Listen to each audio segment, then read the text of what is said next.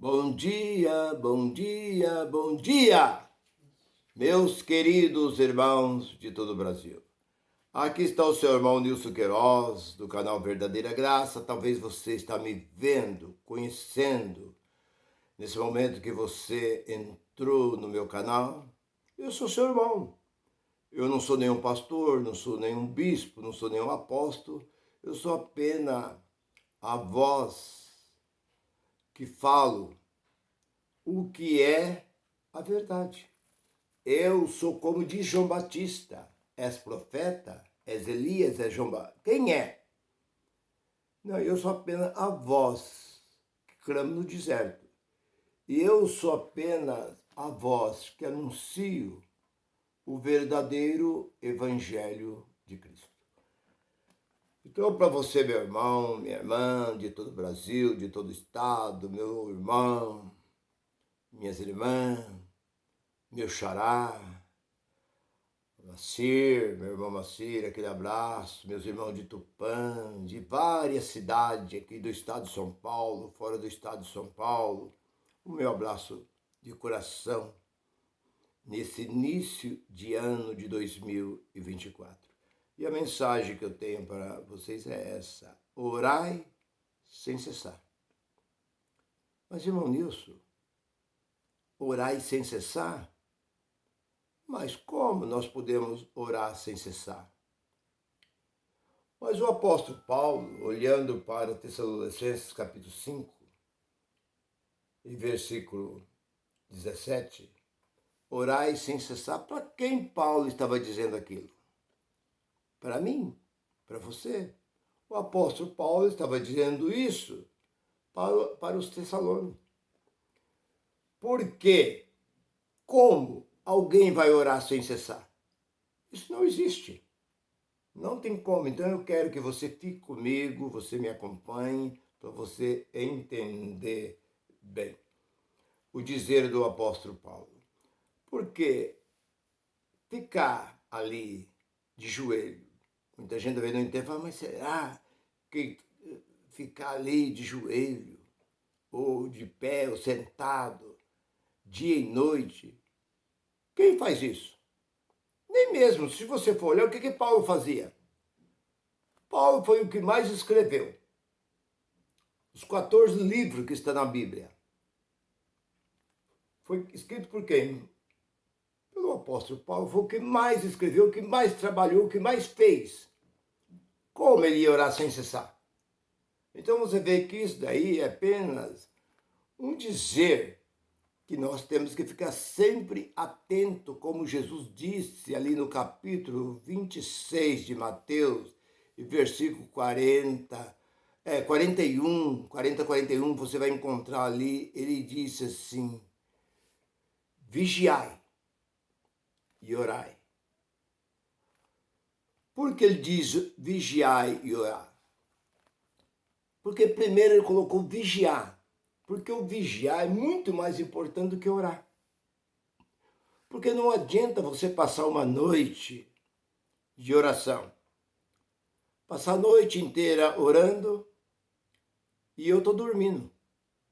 Você passa desde das 6 horas da tarde até as 6 horas da manhã orando. E eu estou deitado, bem tranquilo, dormindo, sossegado. Quando chega no outro dia, o que você é mais do que eu? Nada. Você apenas está com a goela. Você está rouco, cansado, desgastado, quebrado. E eu estou tranquilo. O que você acha que você é mais do que eu? Nada. Então isso são coisas que eles colocam na mente das pessoas. Que quanto mais você ora, mais poder você busca. Não existe isso dentro desse livro. Não existe. Deus não é alimentado por oração. Não é a oração que alimenta Deus.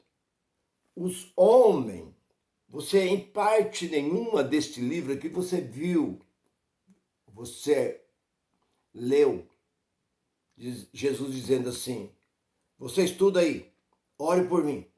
Eu vou ficar aqui, vocês vão orar por mim. Não, você não vê. Eu nunca pedi oração para os apóstolos. Eles mandou os apóstolos ir fazer a obra, pregar, evangelizar, mas em parte nenhuma, Jesus nunca orou com os apóstolos. Jesus até ensinou, Senhor, nos ensina a orar, como João ensinou os seus discípulos. Aí Jesus diz, quando orai dessa forma, como você já conhece, aquela oração que é repetida, que muitas pessoas ficam aí falando, Pai Nosso que está, isso não vale nada. Isso não tem valor nenhum, oração do Pai Nosso. Isso apenas foi uma demonstração, que ele demonstrou a forma correta. De toda essa oração, você tira uma palavra que diz tudo. Seja feita a tua vontade no céu e na terra. Eu pergunto, a vontade de Deus é feita na terra?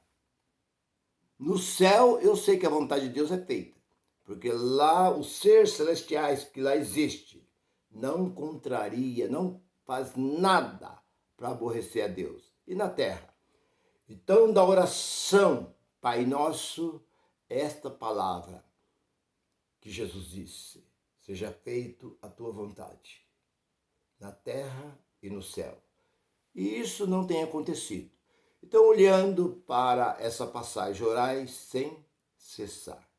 É uma forma, uma expressão do apóstolo Paulo que estava alertando Tessalônica, que vocês têm que estar sempre em oração, sempre atento. Como Jesus disse, vigiai. Está sempre em vigilância, sempre vigilando. Vigia, vigia, vigia. O que é vigiar?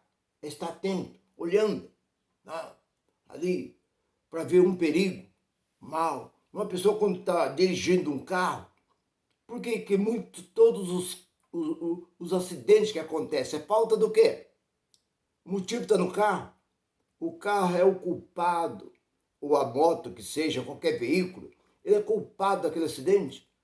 Muita gente que eu discordo coloca aí rodovia da morte. Não existe rodovia da morte. O problema está em quem? Está no quê? Está naquele que está atrás do volante. Atenção! A pessoa está dirigindo com a mão só no volante e com a outra olhando o celular. Se a pessoa estivesse só falando aqui, ele deixava o celular no banco, estava dirigindo aqui falando. E hoje existe até aqueles aparelhinhos que coloca dentro do ouvido e fala. E não precisa, mas é falta o quê? De vigiar. Orar e vigiar.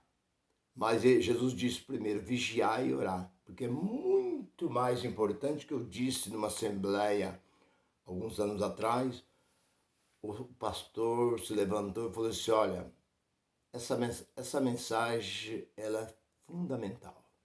Ela diz tudo. Esse é o maior mal dos crentes, ele disse, depois que eu terminei a mensagem. Porque os crentes passam vigília, noite toda, que é outra tolice também, porque vigília não é ir lá para um lugar, para um sítio. Quantas vezes eu fiz isso, para a chácara, ficar orando ali para ver folha, clarear. Ah, não, lá, as folhas ali, a árvore pega fogo, clareia, você vê pau pegando fogo, tá, eu fui para lá. É que nunca vi nada. Durante os 45 anos, 46 anos que eu fiquei lá dentro, eu nunca vi nada. Se eu falar que algum dia eu vi um parede... Não, isso é mentira. Os crentes gostam muito de mentir. Esse que é o mal dos crentes. A maior parte dos testemunhos que eles contam, você vai depois verificar isso, não tem fundamento. Porque eles contam, mas você fala assim, mas se isso aconteceu, o pastor é um homem que está tal. De repente, aquele camarada que é tão famoso, que é considerado um dos maiores milagreiros, curandeiro, chega naquela cidade, faz aquele barulho, não acontece nada. Eu nem vou entrar nessa área aqui, porque se eu for entrar nessa área aqui, olha, o que já eu vi, presenciei, homens que chegavam e diz que até defunto esse homem levantava. Não aconteceu nada. Sabe o que é? Nada, nada, nada, nada. Até eu vi essa semana, acho que ontem, eu estava ouvindo uma mulher aí dando testemunho que ela viu na igreja aí da Renascer, não é Renascer não, é numa igreja aí acho do R. Soares aí, ela diz que uma mulher chegou, ela disse que ela falou assim, eu era obreiro, eu estava na porta, e tinha vários obreiros comigo ali, a mulher entrou e de repente tinha uma cadeira de roda parada na porta da igreja, ali, num canto ali. A mulher passou direto e sentou lá na frente. Aí de repente o pregador lá pediu que levantasse, a mulher levantou e falou assim, não, essa mulher aqui veio com aquela cadeira de roda lá, vocês veem aí na porta tem uma cadeira de roda. Ela veio de lá e deixou a cadeira e ela foi curada. É só entrar aqui e foi curada. Ela olhou assim e falou assim, meu Deus, como é que pode uma coisa dessa? Como é que a gente vê? Então são coisas que tudo, quase tudo que acontece dentro do meio evangélico é mentira.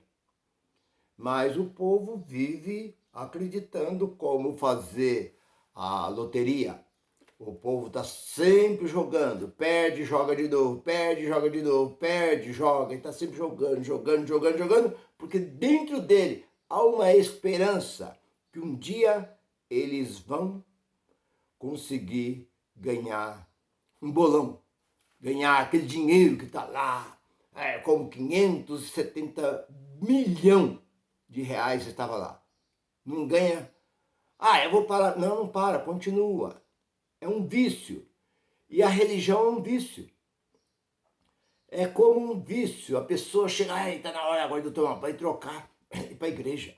E já está quase, começa às 7h30, eu tenho que ir. Eu não posso perder essa bênção, eu não posso perder esse culto. Hoje é culto não sei do que, hoje é culto de doutrina, culto de ensinamento, é culto de participar da ceia, é culto de cura, é culto... Então, é um vício. Mas você vê, começa a acompanhar. Se você for uma pessoa inteligente, você vê que tudo que acontece dentro do meio evangélico é mentira. 99,9% do que acontece lá dentro é mentira. A única coisa que é verdade lá é o dinheiro que você dá lá dentro. Isso é verdade. Isso é tão real, tão certo como 2 mais 2 são 4. Você vê quando eles passam aquela coisa, pegando o pé de que as pessoas vêm na frente, dizem, vamos abençoar a casa de Deus. Agora você foi lá para buscar uma benção, como é que você vai abençoar? Se a casa é de Deus, é a casa que tem que abençoar, não você abençoar a casa. Vê a tolice desses homens. Mas deixa pra lá. Mas voltando para aquilo que eu estou dizendo. A oração. Você olha que Jesus disse assim, está bem claro, quando orai. Então a oração não tem data. Quando orar. Está no capítulo 6 de Mateus. Ele diz, quando orai, entra no teu aposento, fecha a tua porta. Mas antes ele diz, não sejai como os hipócritas, os fariseus, aqueles grandes homens que levantavam de pé nas sinagogas, no templo, levantava suas mãos e fazia aquelas longas orações nas praças, nas ruas. Não sejai como eles, porque eles já receberam o seu galardão. Recebe aplauso, palma.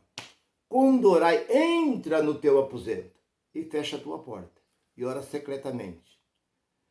A tua porta fechada, não precisa sair palavra nenhuma da sua boca, porque a oração é feita em espírito.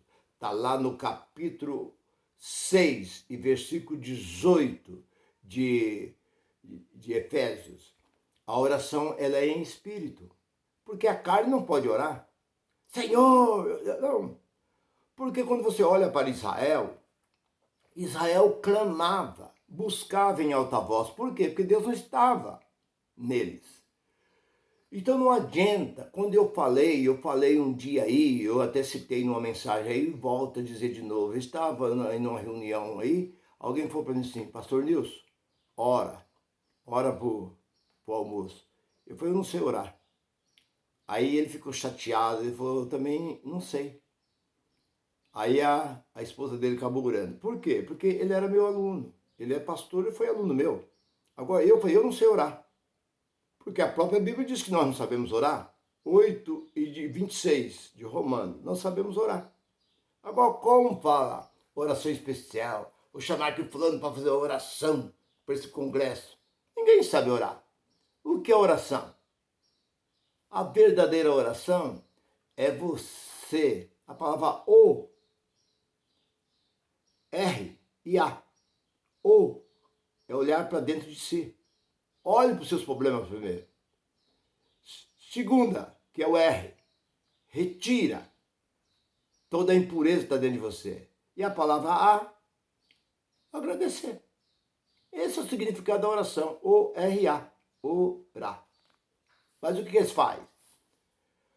Nós olhamos lá em Jeremias 29:3, diz assim: buscai-me e me acharei.